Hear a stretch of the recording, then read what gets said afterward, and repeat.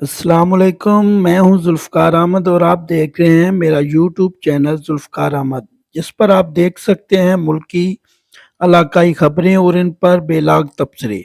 मेरे चैनल को सब्सक्राइब करें, शेयर करें, लाइक करें और बेल आइकॉन का बटन ज़रूर दबाएं ताकि आप बर वक्त मेरी वीडियो से लुत्फ़ अंदोज़ हो सकें।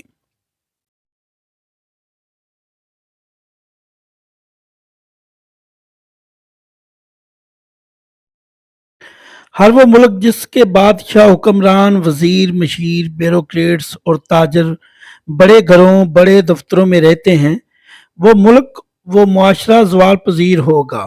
जिस मैं खामोशी से सुनता रहा, उन्होंने फरमाया, पूरा पाक आलम इस्लाम बड़े घरों के खबत में मुब्तला है। इस वक़्त दुनिया का सबसे बड़ा महल ब्रुनेई के सुल्तान के पास है। अरब में सैकड़ों हज़ारों महल्लात हैं और इन महल्लात में सोने और चांदी की दीवारें हैं। इस्लामी दुनिया इस वक़्त कीमती और महंगी गाड़ियों की सबसे बड़ी मार्केट है।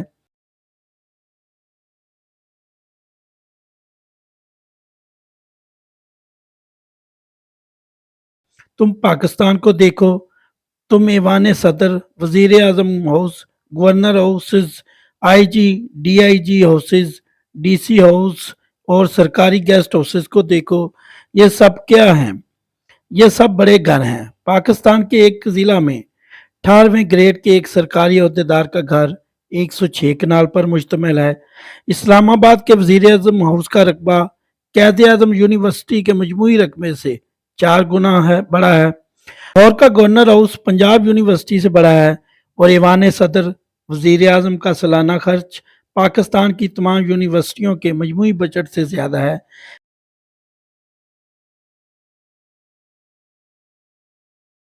मैं खामोशी से सुनता रहा, फिर बोले, तुम लोग अपने हुक्मरानों के दफ्तर देखो, इनकी शान और शौकत देखो, इनके अखराजात और अमला देखो। क्या ये सब फिरौनियत नहीं? क्या इस ताम झाम के बाद भी अल्लाह ताला हमसे राजी रहेगा? जबकि इसके बरक्स दुनिया की तरक्की याफ्ता कौमों का लाइफ स्टाइल देखो। बिल गेट्स दुनिया का अमीर तरीन शख्स है। दुनिया में सिर्फ 18 ममालिक ऐसे हैं जो दौलत में बिल गेट्स से अमीर हैं। बाकी 192 ममालिक इससे कहीं गरीब हैं, लेकिन ये शख्स अपनी गाड़ी खुद ड्राइव करता है। वो अपने बर्तन खुद धोता है। वो साल में 1-2 मरतबा टाई लगाता है और इसका दफ्तर माइक्रोसॉफ्ट के क्लर्कों से बड़ा नहीं। वॉरेन बफेट दुनिया का दूसरा अमीर तरीन शख्स है। इसके पास 50 बरस पुराना और छोटा घर है। इसके पास 1980 की गाड़ी है और और वो रोज़ कोका कोला के डब्बे स्टोर पर सप्लाई करता है। बरतानिया के वज़ीर आज़म के पास 2 बेडरूम का घर है। जर्मनी के चांसलर को सरकारी तौर पर 1 बेडरूम और एक छोटा-सा ड्राइंग रूम मिला है। इसराइल का वज़ीर आज़म दुनिया के सबसे छोटे घर में रह रहा है। कभी-कभार इसकी बिजली तक कट जाती है। बिल गेट्स को लियोनेक्सी केस के दौरान कोर्ट फीस अदा करने के लिए दोस्तों से उधार लेना पड़ा।